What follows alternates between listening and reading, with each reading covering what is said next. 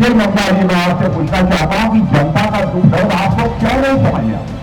कहां चली गई है आपके भीतर की ममता? नमस्कार, आप देख रहे हैं भगवा न्यूज नेटवर्क और मैं हूं आपके साथ खुशबू सिंह। रक्षा मंत्री राजनाथ सिंह ने पश्चिम बंगाल के दार्जिलिंग में एक रैली को संबोधित करते हुए भारत के बढ़ते कद के बारे में बताया। साथ ही रक्षा मंत्री ने कहा कि भारत में हो रहे विकास को देखते हुए पाकिस्तान के कब्जे वाले कश्मीर के लोग खुद भारत के साथ रहने की मांग करेंगे। रक्षा मंत्री ने रविवार को पश्चिम बंगाल के दार्जिलिंग में एक रैली को संबोधित करते हुए कहा कि चिंता मत करो, पीओके हमारा था और हमारा ही रहेगा। सिंह ने आगे कहा कि भारत की ताकत बढ़ रही है, दुनिया भर में भारत की प्रतिष्ठा बढ़ रही है और हमारी अर्थव्यवस्था तेजी के साथ आगे बढ़ रही है। अब पीओके में हमारे भाई बहन खुद भारत के साथ आने की मांग करेंगे। आपको बता दें कि दार्जिलिंग से पाकिस्तान की राजधानी इस्लामाबाद की हवाई दूरी 1642 किलोमीटर है।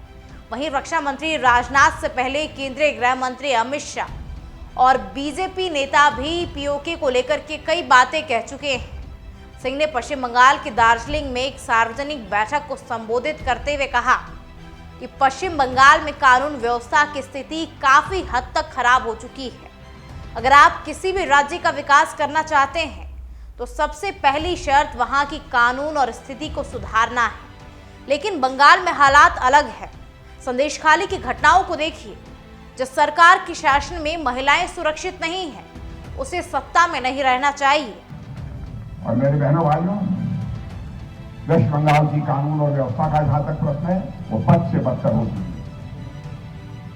और यह सच्चाई है कि हम किसी राज्य का डेवलपमेंट करना चाहते हैं, विकास करना चाहते हैं, तो उसकी पहली कंडीशन ही यह होती है कि वहां पर लॉ एंड ऑर्डर की सिचुएशन चुस्त दुरुस्त हो। लेकिन बंगाल में ऐसे हालात नहीं है।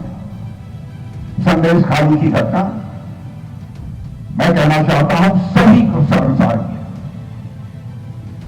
जैसे लगता है यहां सरकार नाम की कोई चीज नहीं है। जिस हुकूमत में माताओं बहनों की इज्जत और अजमत न सुरक्षित है, ऐसी हुकूमत को लानत है। और ऐसी हुकूमत को सत्ता में बने रहने का मेरे बहनों भाइयों कोई औचित्य नहीं है। और मैं आज आपसे अपील करने आया हूं, इस बार लोकसभा के चुनाव में टीएमसी का, कांग्रेस का सफाया होना चाहिए, सीपीआईएम का सफाया होना चाहिए। और अगली बार होने वाले विधानसभा चुनाव में मैं दावे के साथ कहता हूं, टीएमसी जा रही है और वेस्ट बंगाल में बीजेपी आ रही है। ममता दीदी, मैं आपसे कहना चाहता हूं, आपके नाम में ही ममता है। ममता तो किसी भी मां का यह स्वभाव होता है, किसी भी मां की यह स्वाभाविक प्रकृति होती है। फिर मुखिया जी मैं आपसे पूछना चाहता हूं कि जनता का दुख दर्द आपको क्यों नहीं समझ में आता? कहां चली गई है आपके भीतर की ममता?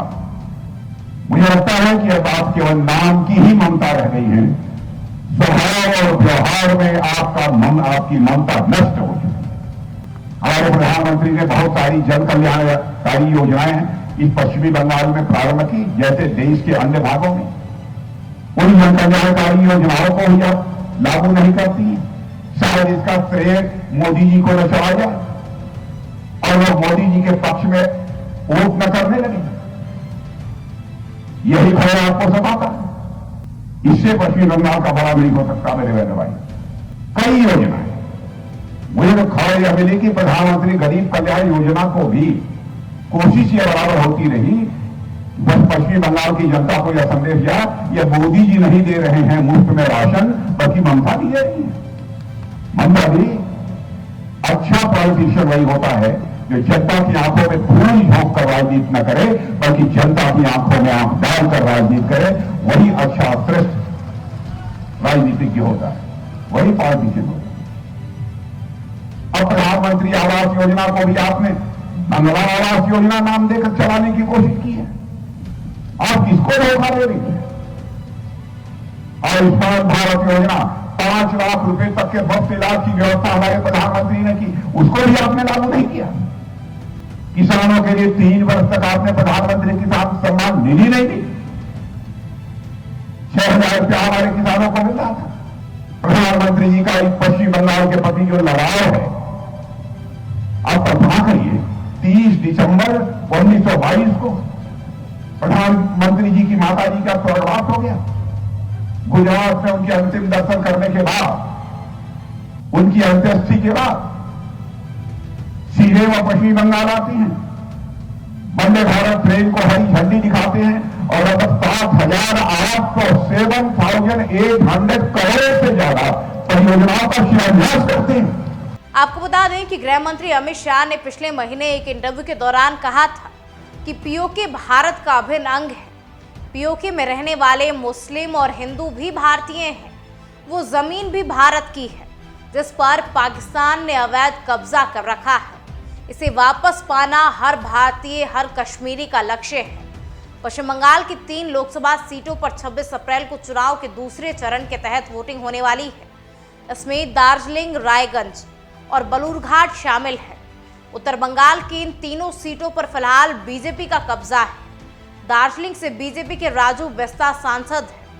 बीजेपी ने एक बार फिर से उन पर भरोसा जताते हुए उन्हें दोबारा दार्जिलिंग से मैदान में उतारा है। उनका मुकाबला यहां तृणमूल कांग्रेस के गोपाल लामा से है। आपको बता दें कि वोटों की गिनती 4 जून को ही होनी है। तब तक ऐसे ही राष्ट्रवादी विचारधारा से जुड़े प्रत्येक मुद्दों के अपडेट के लिए हमें लाइक, सब्सक्राइब और शेयर करना ना भूलें और जुड़े रहिए भगवा न्यूज़ नेटवर्क के साथ।